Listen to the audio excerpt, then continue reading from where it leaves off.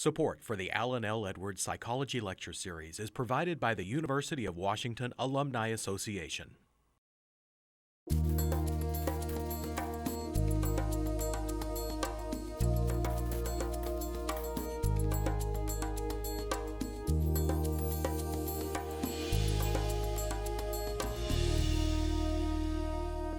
Good evening. My name is Sherry Mizumori. I'm the chair of the psychology department here at the University of Washington. And I just want to welcome you here for this evening's lecture. I appreciate you taking the time out of your very, very busy day and your busy schedule. Now, I do have the distinct honor of introducing our guest lecturers for this evening. And especially because what we're doing on our department these days is celebrating a new sort of initiative, research initiative, and that has to do with the science of decision making. Now, before I introduce the evening's lectures, I do want to say a couple of words about the Edwards Public Lecture Series. As many of you might know, this is the result of a very generous donation of one of our former faculty members, Alan Edwards, who was here for 50 years in our department from 1944 to 1994.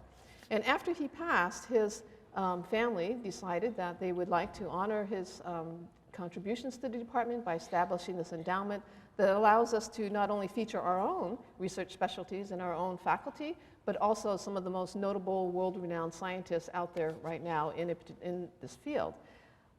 He was known for being an outstanding teacher, researcher, and writer, and he's credited with changing the way modern psychological research is carried out by introducing modern statistical methods that are used in all different kinds of psychological research. And his books nowadays, the statistics books, are really the gold standards for psychological research. Now, the Edwards family contribution to the psychology department is an example of what can be accomplished with the support of members of the community, such as yourself. And especially in these tough economic times, the support is especially critical and much appreciated. And I do want to take this opportunity to thank many of you who I know are active contributors to our department. I want to thank you again for your support. Now, the psychology department seeks to take advantage of its unique collection of world-class researchers by facilitating special and new kinds of interactions that go between different subdisciplines of psychology. And this year's focus is on the science of decision-making, and I think that this topic illustrates exactly what we mean by interdisciplinary science. And tonight, our speakers will explain how the brain allows you to make good decisions under different kinds of conditions that they'll describe. Now, our first speaker is Dr. Jeansok Kim, and it gives me great pleasure to introduce Dr. Kim as he is one of our own faculty. He's currently a professor in our department. Now, Dr. Kim received his bachelor's, master's, and Ph.D. all from the psychology department at UCLA, and that was in 1991. After that, he moved all the way across town to USC, where he was a postdoctoral fellow until 1995. And then he moved to Yale University, where he joined the faculty as an assistant professor. While at Yale, he was promoted to associate professor in 2002, and shortly after that, he arrived here at the University of Washington in the psychology department, and a very short time after his arrival, he was promoted to full professor. Now, from the early days of his long and illustrious career, Dr. Kim has established himself as an expert in how the brain, in particular one structure of the brain called the amygdala, processes fear-based learning and memory. Also, he has studied fear memories as a function of a number of factors, such as development, such as stress, and decision-making.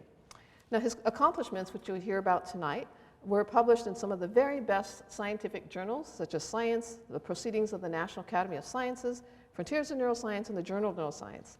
Also, he has received continuous financial support from the major institutes, such as National Institutes of Health, and he lends his expertise to a number of grant review panels and scientific journals.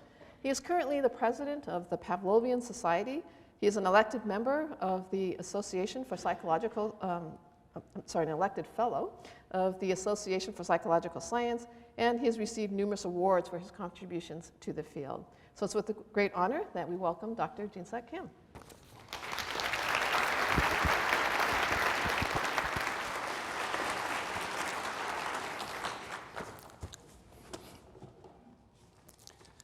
Thank you, Sherry, for the introduction. It's a real pleasure to participate in this lecture series on decision making, and I'm honored to be actually paired up with Professor John O'Doherty, who will be giving the second lecture this evening.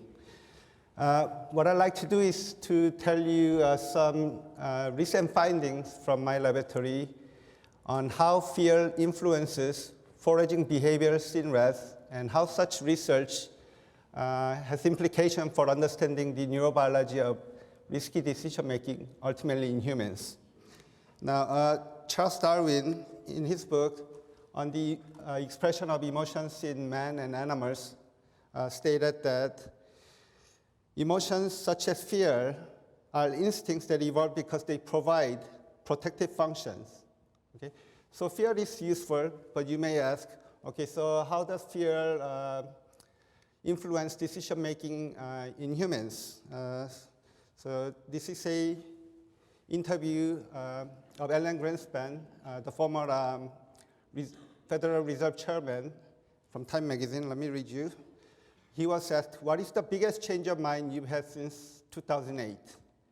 Greenspan replied, most basic economics up to that point was based on the presumption that human beings are rational in that they look after their long-term self-interest. My real shock was that what we now call animal spirits has a certain consistency about it. In other words, you can demonstrate that fear is a far more potent emotion than euphoria or greed. Then he was asked, so how do you propose we measure something as irrational as fear? Greenspan replied, you measure indirectly by looking at spreads of interest rates, both by credit ratings and by the maturity of the bond. Okay, now according to Greenspan, fear played a crucial role in causing the 2008 Great Recession, and that fear has a consistency from animals to humans as Darwin originally proposed. Now, if you do a Bing search for terms fear and stock market, you get numerous hits. This is a CNN Money website showing the fear index and recommendation on when to make investment. Now, perhaps then fear of losing one's money is equivalent to or taps into the same brain system as fear of losing one's life. We no longer have to concern ourselves from predators such as fear of a bear like our primitive ancestors, but when we face potential financial difficulties, for example, during the downward bear market, the brain fear system that evolved to protect our life perhaps get engaged. If so, animal studies are vital to understand the brain mechanisms of decision-making because we could do experimental manipulations in animals that we cannot do in humans. Now, the amygdala, shown in the red arrow, is one of the most studied brain structures in fear research. Its function in fear started with a classic work done by Kluber and Jeansok over 75 years ago. What they did was they removed a part of a temporal lobe structure called amygdala, and then afterwards they found a profound change in the animal's behavior. One of the most noticeable change was that the animal no longer became afraid of things initially frightened them, such as a rubber snake. Now, amygdala's role in fear has also been demonstrated in rats. Rats without amygdala are no longer afraid of cat. And if you remove amygdala, it also blocks animals from learning new fear memories, as shown in Pavlovian fear conditioning paradigm. Now, in humans, it has also been shown that those without amygdala do not show fear emotion, and those without the amygdala also seem to show deficit in monetary loss aversion, which I'll describe shortly. Now, this is a MRI picture of a subject SM who has amygdala lesion due to a what's called a Ullbach-Vitti syndrome, where calcium accumulates in the amygdala, causing damage. Okay? And this picture shows that SM has no problem handling live snakes. She attempted to touch live snakes, live spiders, and when she was taken to a haunted house, she showed no fear emotion. However, when she shown a different genres of movies, she was able to express other types of emotion, such as sadness, well, it's hard to see this, anger, surprise, happiness, Only emotion that seems to be affected with amygdala damage is the emotion fear. This is another study looking at subject SM and another subject with the same Urbach-Witt syndrome. And here they were given a coin toss gambling task. So coin toss, you have 50% chance of winning, 50% chance of losing, and they could win different ratio of money. Okay, so this matrix shows.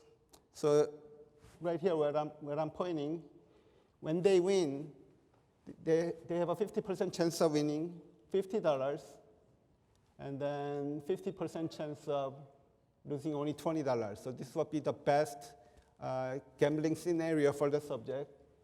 If they're given a choice, a 50% chance of winning only $20 and 50% chance of losing $50, this would be the worst gambling scenario. Okay? And here, this checkerboard graphs basically shows the likelihood of either accepting or rejecting a bet. And you can see that control subjects, black symbols means they always reject the bet. Okay, so they will not take any bet if the amount that they could win is far less than the amount they could lose. Okay, if you look at the subjects without the amygdala, you see that overall they are more willing to gamble, even in situations where the odds of winning is far money is far lower than the odds of losing money. Okay. So I hope you will agree that there is some plausible connection between fear and risky decisions, decision making in humans, and that the amygdala plays an important role that needs to be further investigated in animals so that we can understand risky decision making at the neural circuit level, at the neurochemical level, and the cellular molecular level. To do this, we recently developed a new behavioral paradigm to test the fundamental decision making in nature, which is the approach, food, avoid predator conflict. In other words, obtaining food while not becoming food. Okay. Now, to do this, we use an artificial predator built from a Lego Mindstorms robot. Okay? The one that's shown here is a Robo-Gator. Okay? Now, the robot predator has several advantages over using a real predator such as a cat, animals we have no control over. Okay? With robots, they can be programmed to execute specific actions consistently between subjects, and the robots pose no physical harm to the animal, yet evoke intense fear response. So this is our foraging apparatus. When an animal is placed in the nesting area and then the gate opens, the animal comes out searching for food pellet. Once it finds it, takes it back, and is set inside the chamber. Okay, let me just show you a video.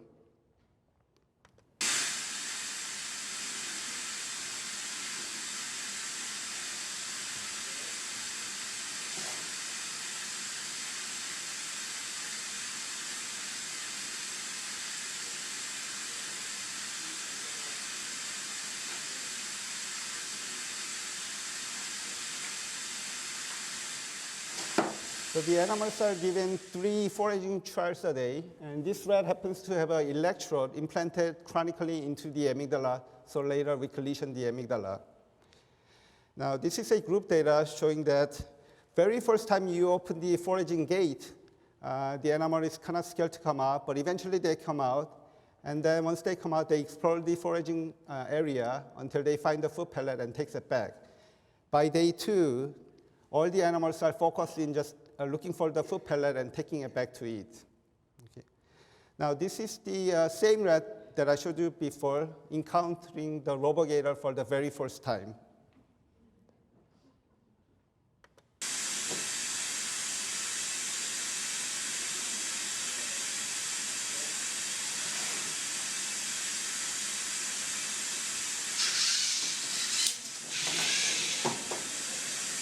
Now the Robo-Gator only surges a fixed distance, stops, snaps its jaw, and goes back to the original position. And the rat is given 3 minutes to try to get the pellet. Let me just fast forward to where the second trial is. Okay, second attempt.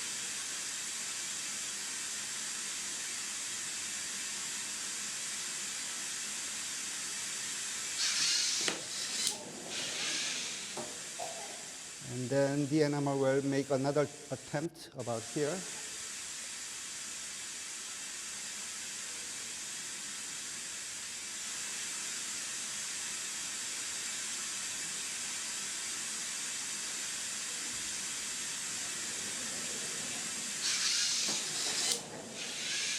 Now, when the animal cannot get the pellet within the 3 minutes, then we close the gate and we move the pellet closer to the nest. And then the animal is given another 3 minutes to try to get the pellet.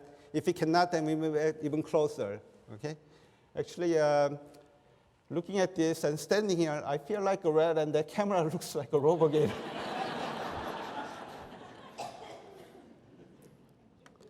Now, we mounted a wireless camera on the Robo-Gator so you could see the rat's behavior from a different plane of view.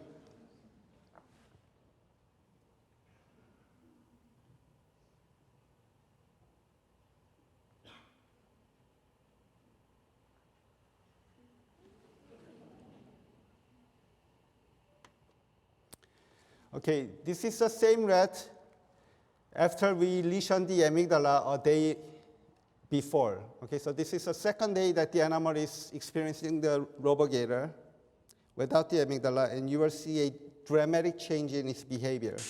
Now the foot pellet is here.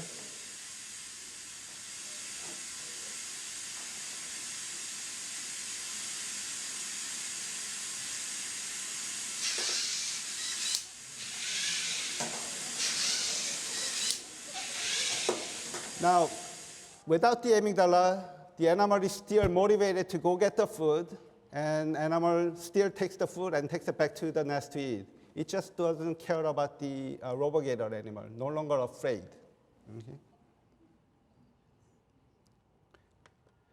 Okay.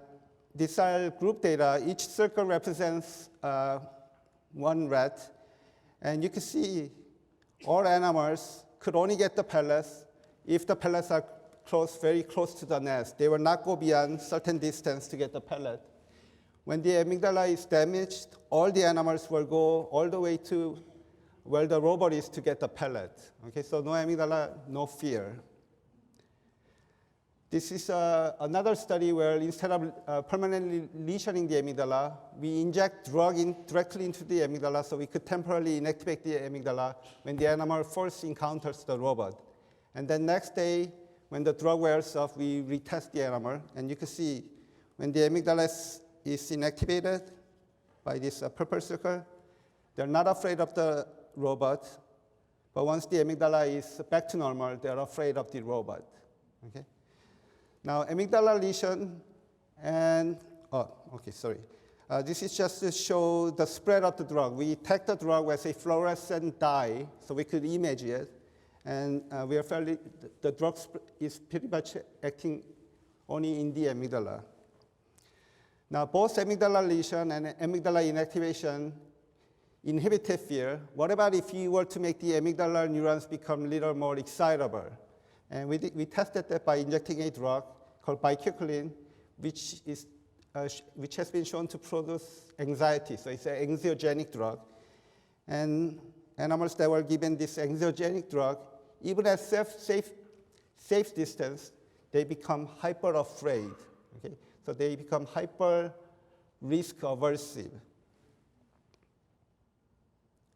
And this just shows individual tracking plot, and you can see a couple of amygdala lesion animals and a couple of animals that receive amygdala inactivation actually go out and even check out the robot before taking the food back to the nest area. Now, animals are not born with a mental picture of how predators should look like. Instead, they are probably reacting to some evolutionarily reliable signals. And we know this from some ecological studies. Let me just show you two. So this is a herring gull chick given a choice between pecking at a lifelike replica of the mother herring gull versus a pencil with a 3 red spots. And the chick preferred pecking at the pencil with 3 red spots than a real-life replica because the red dot is what the animal is reacting to. Okay? And here, these are naive chicks. When you have this image going this direction that resembles hawk, short neck, long tail, that produces escape behavior on chicks. But if the same silhouette moves the other way, that looks like a long neck and a short tail, more goose-like, animals show no fear response. So we tested what is the critical feature of the Robo-Gator that the animal is responding to. And rather than going over everything, the critical feature appears to be something that moves towards you at very fast rate. Okay? Now, if you kind of think about this, this is probably a universal feature of a danger. When we are out in a backyard, a fly even flying to us causes us to kind of back up and ward off. Okay? And if a stranger approaches you very close and get very close to you, you become very nervous, your amygdala is activated. Okay? And this just shows, this is a rat that has encountered the Robo-Gator for several days. Oops.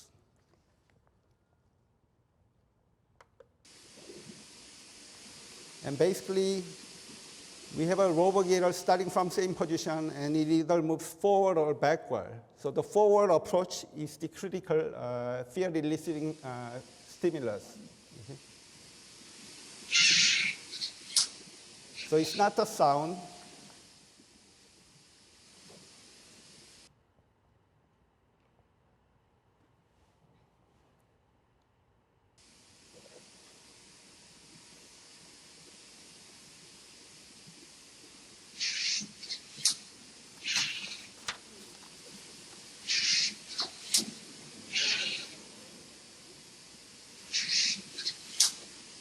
So as I mentioned, this rat had a lot of experience with the Robo-Gator. So after 3 attempts, then it kind of gives up.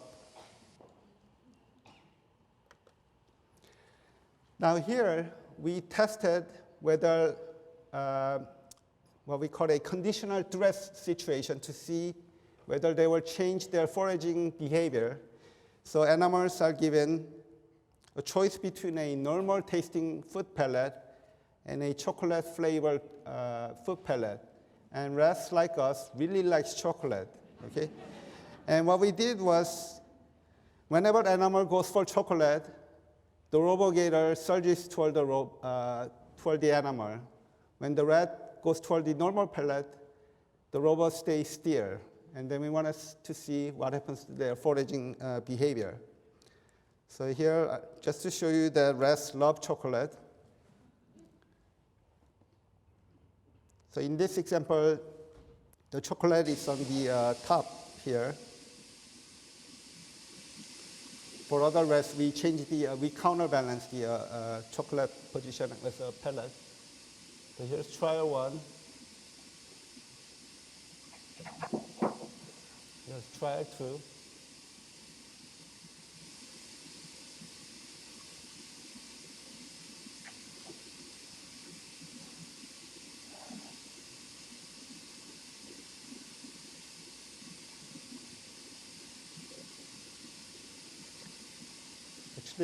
I actually tasted the chocolate pellet because I was so amazed. Wow, rat really likes it. It's actually pretty tasty.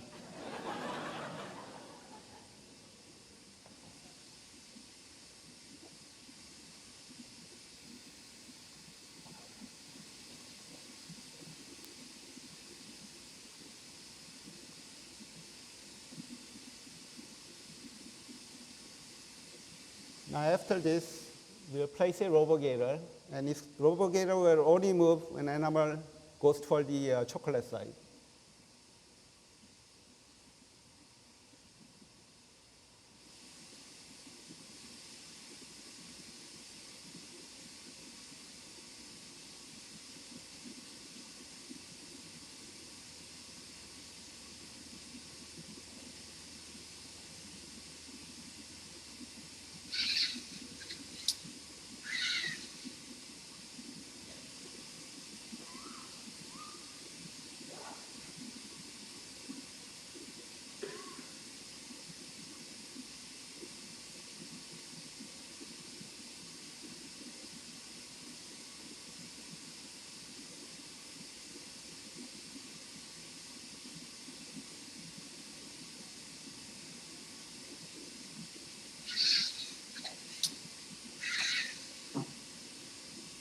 Okay, I'm going to speed up a little bit.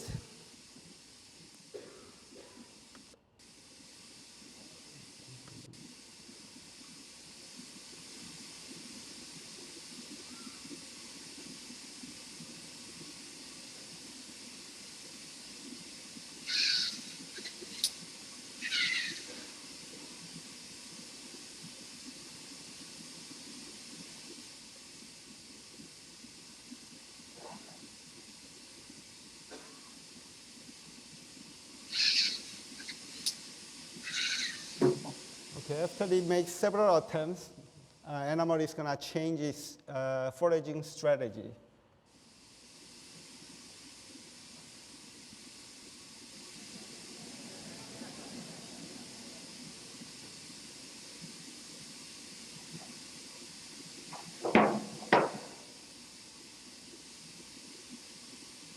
So once the animal learns that whenever I go toward the chocolate, the robot chase after me, it will go for less palatable but safer food choice.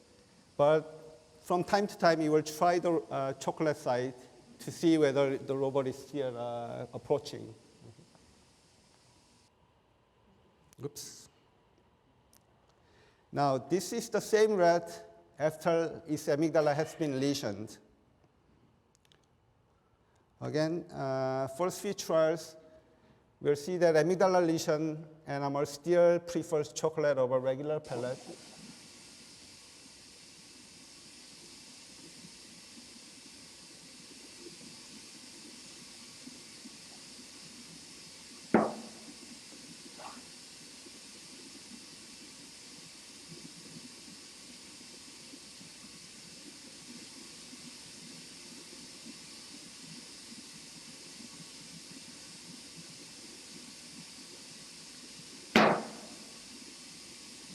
Now here, we forgot to put chocolate pellet on the top side.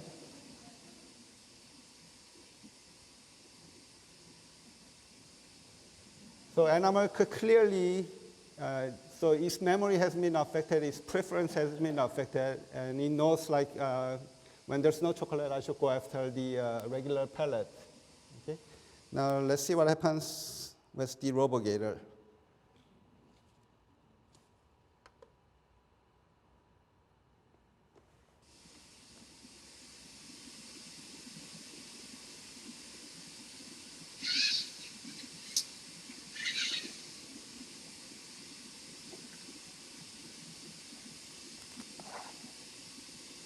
Let me fast forward a little bit.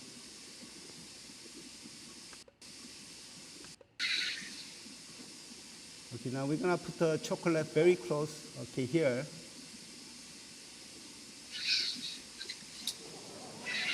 And then the chocolate pellet got stuck on the robot. So now red is approaching to get it from the paw. Okay, got it, and then takes it back, okay?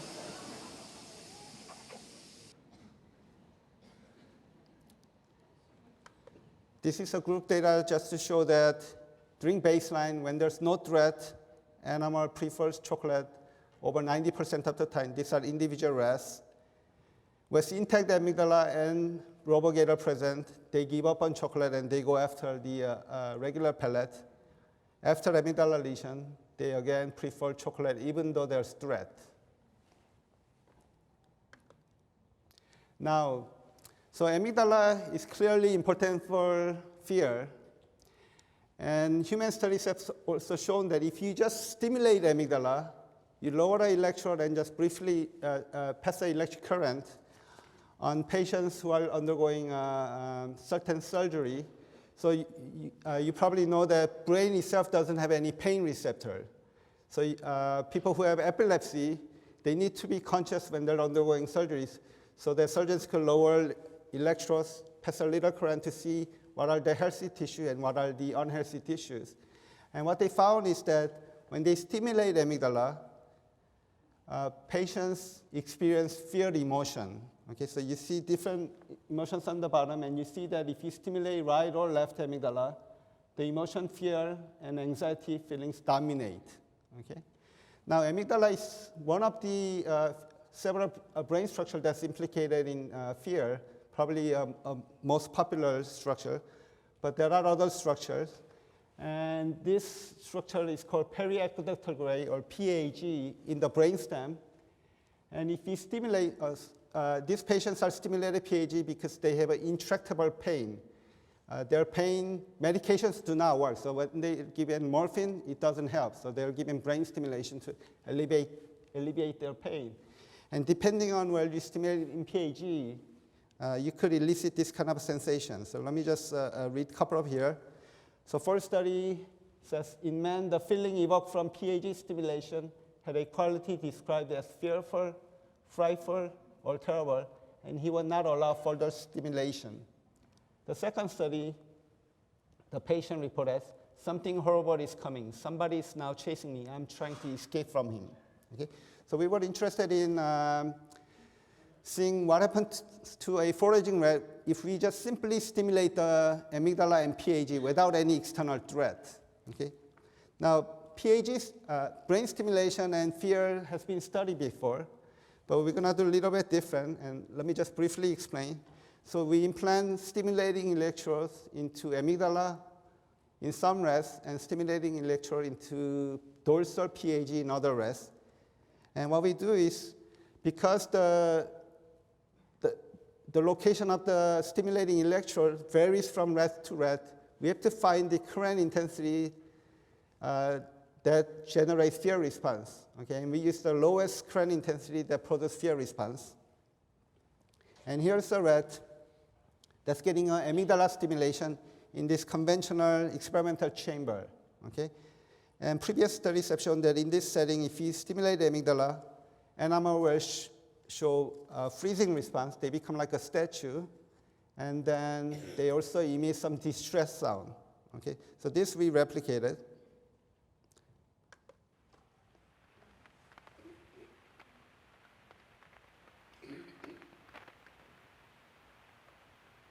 So here's stimulation, and animals stop moving.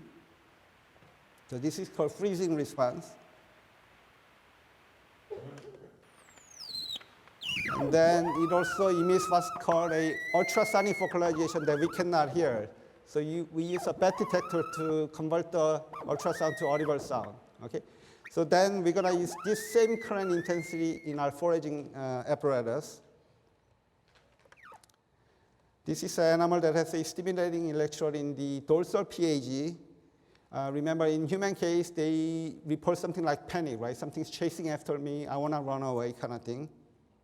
And rats show something similar. So there's no pain here.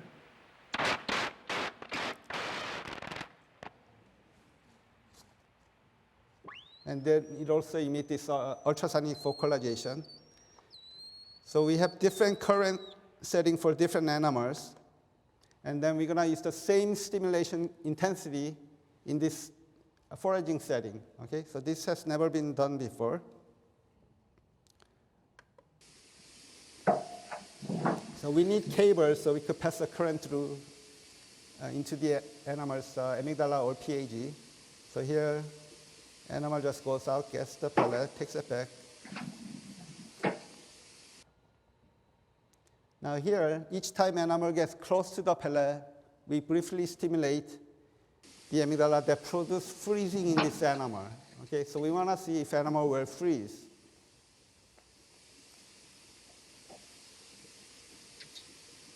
Now the same stimulation that causes animal to freeze in a conventional chamber produces running away response. Okay, and here's a bat detector.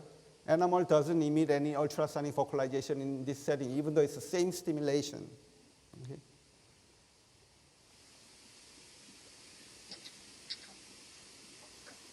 So the animal is given 3 minutes, try to get the pellet. Now this is the distance at which animal cannot get the pellet with a Robo-Gator.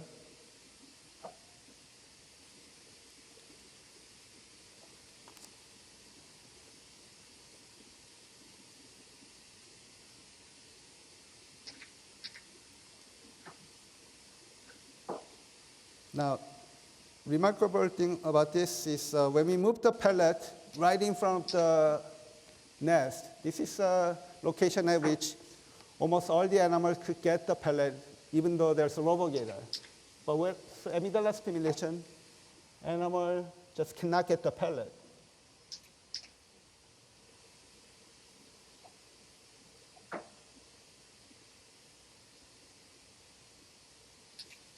It's almost like a switching on and off the fear center.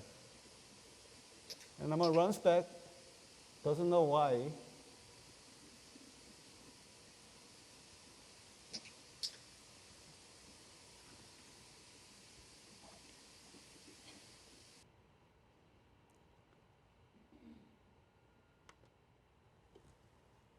Oops.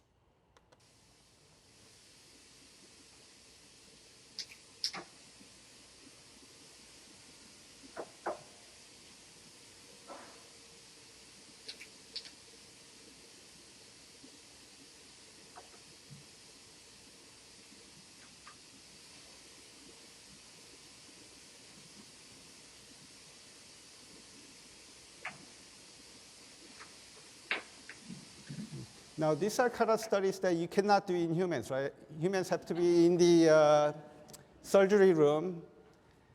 They are restrained, okay? With animals, you could actually look at natural behavior with some kind of a brain manipulation. Now, this is the same dorsal PAG stimulation rat that I showed you, that when you stimulate, animal shows like a panic response of running around. Now, when you stimulate in this setting, the behavior is totally different, even though it's the same current intensity. So this just shows that before stimulation, an animal could get the food pellet.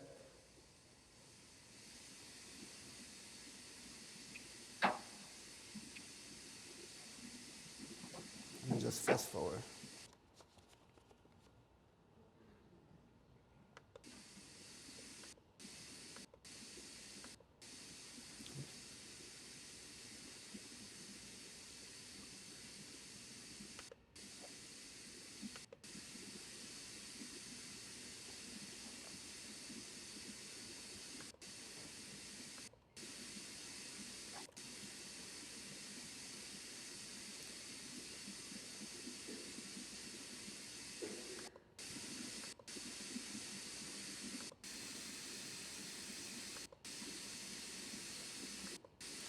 Well, I have having a hard time where the animal gets stimulated.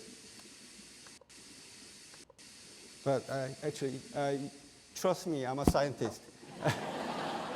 When you stimulate, they run back to the nest area instead of running erratically, okay? So again, this shows that brain stimulation in one context is totally different from stimulating the brain in totally different contexts, okay? Now, those amygdala and PAG have anatomical connection.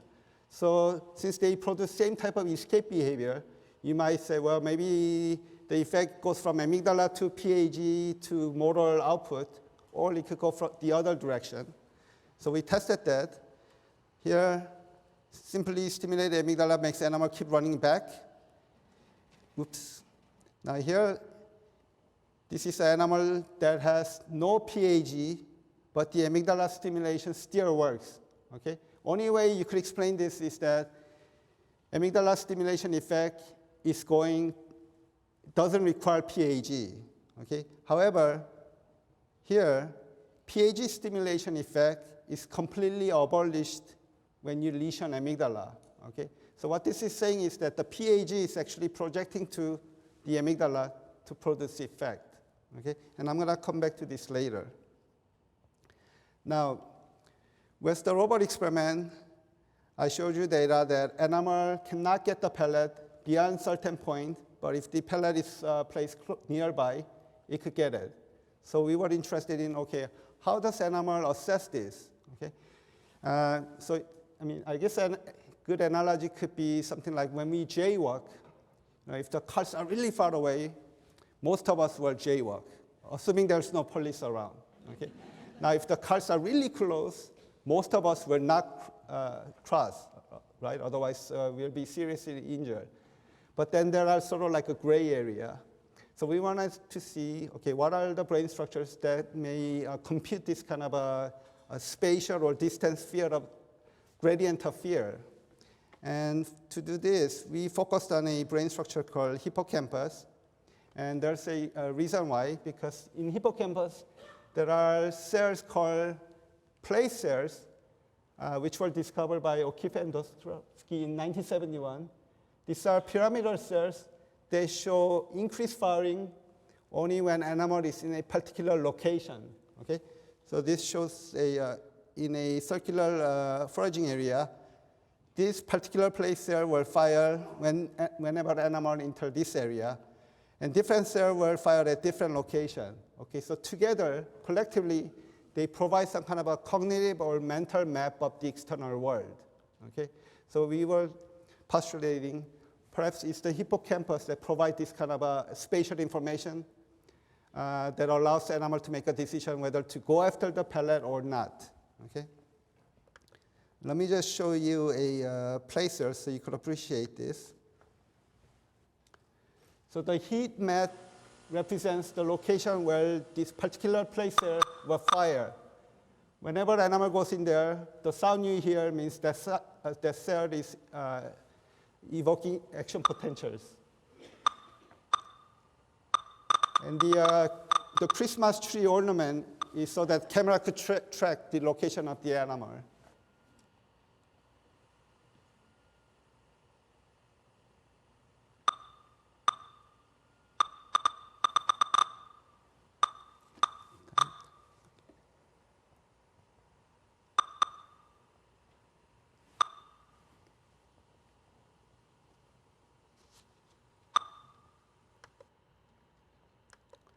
Okay, so we implanted recording electrodes into the hippocampus. So again, you could think of recording electrode as a tiny microphones that you lower into the brain so you can listen to the cells, okay? And then we record place spheres, the location where place cells will fire. And we want to see if their firing location changes when there's a Robo-Gator. Let me just.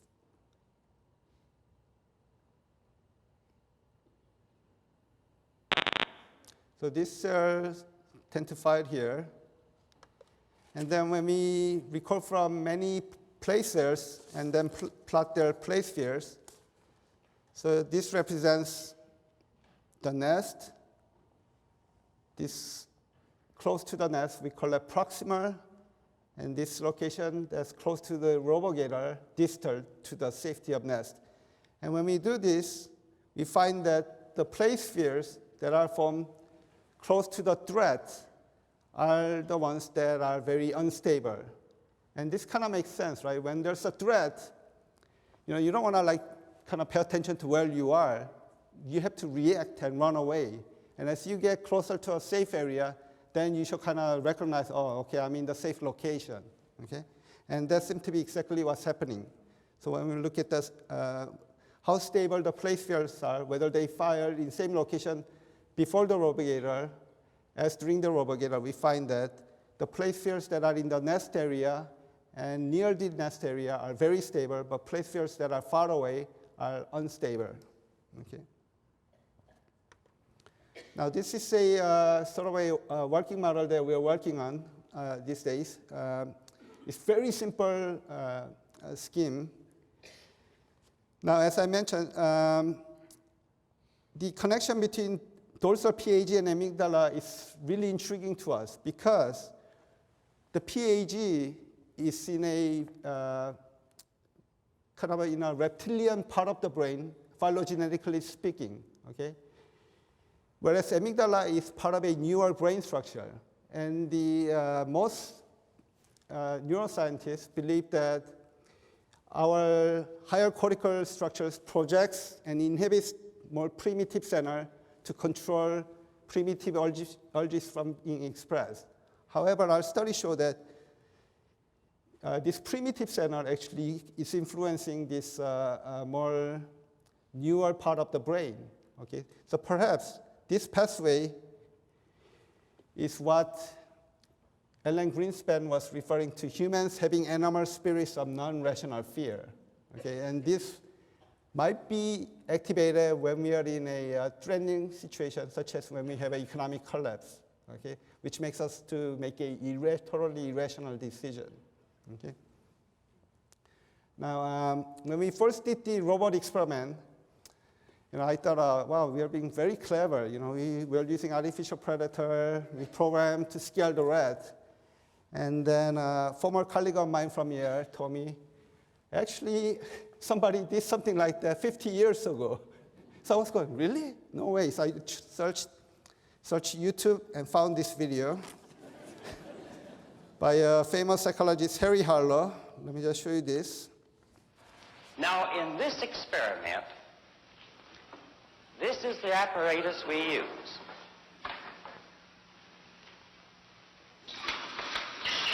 That looks diabolical.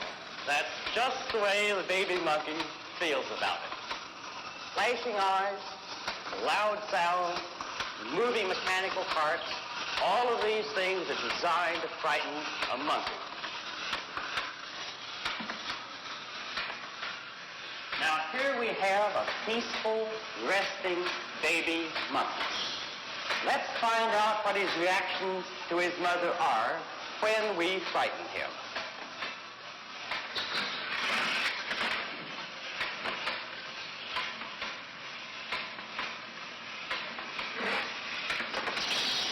He's scared, all right, and he does what any child will do in a similar situation.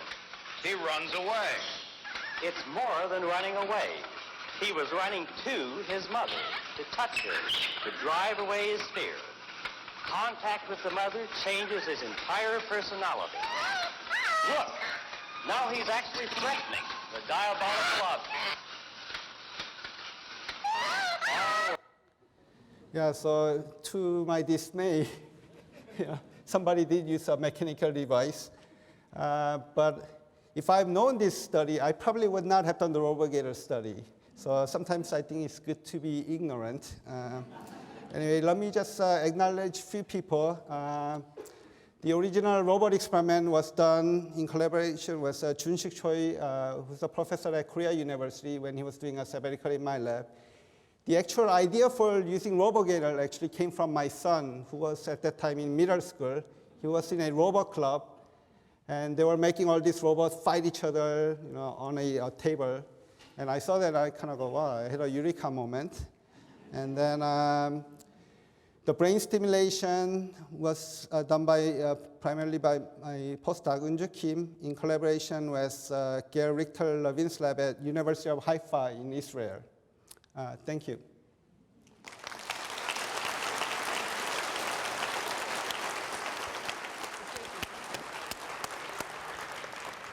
We can open up the floor for questions. And again, if you have questions, please come to the mics in the center here, or the people in the balcony that can use the mic that's in the center, first row up in there.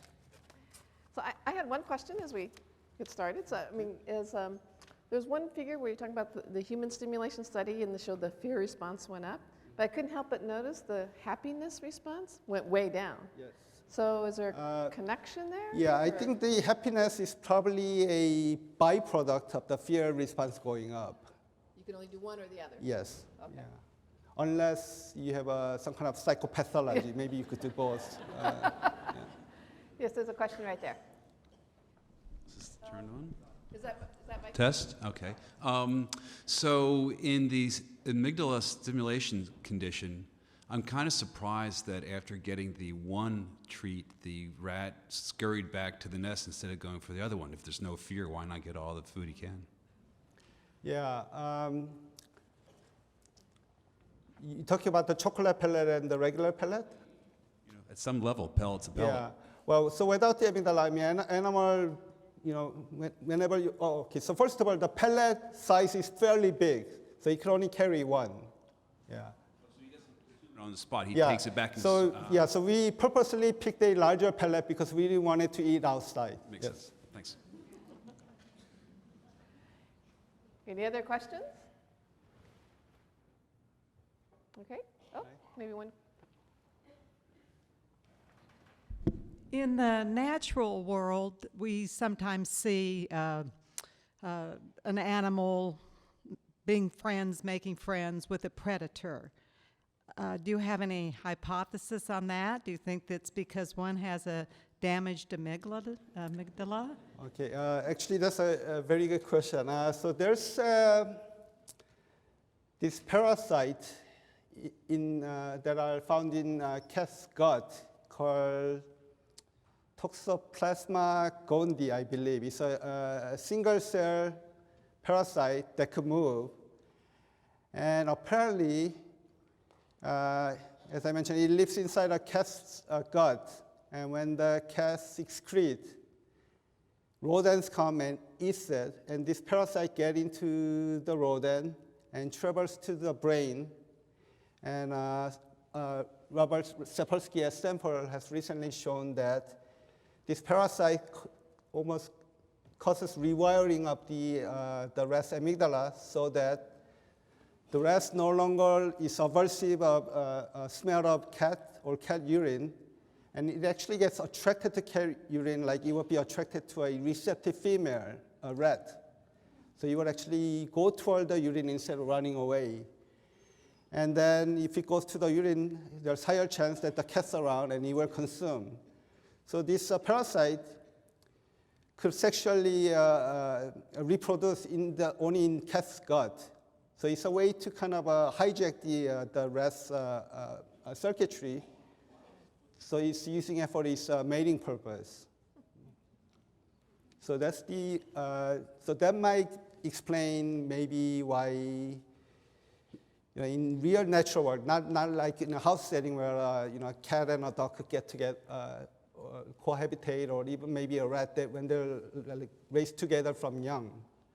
But in a real natural setting, it's probably some hijacking by parasites that's using the host for its own purpose. One more question? Hi, could you elaborate a little more or clarify the connection between the PAG and the amygdala? It sounds like you were saying it projects. Is it right to say that the amygdala can kind of moderate the messages it's getting from the PAG to moderate the fear response a little bit, or could you clarify? Yeah, actually, the way we drew the diagram, we had thread information going both to amygdala and PAG. But the fact that PAG stimulation effect no longer occurs without the amygdala, but amygdala stimulation effect still exists without the PAG, is a very strong evidence that the projection must be from PAG to amygdala, then vice versa, the other way. That's all we could say at this point. Okay. Is anybody using this research for situations where it would be preferable for humans to be less afraid? So, for example, the military, or maybe in sports, or someplace where you might want to suppress the fear response? Yeah. So I personally didn't get a contact from the military. During this very difficult grant situation, if they contact me, I'll say, oh yeah, I had some ideas. But about 15 years ago, a friend of mine at MIT developed a mouse using genetic engineering method and found that this rat become really aggressive.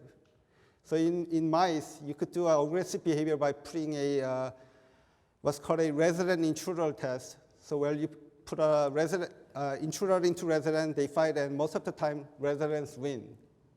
It's almost like having the 12th man in Seahawks, right? But these mice with a genetic mutation just will fight and win the fight. And after he published this paper, he got a letter from the US military saying that we are very interested in your research. Yeah, but they haven't contacted me. But if anybody's sitting here from military, email me. Yes. Okay, great. Thanks. Thanks, Thank Dr. you. Kim.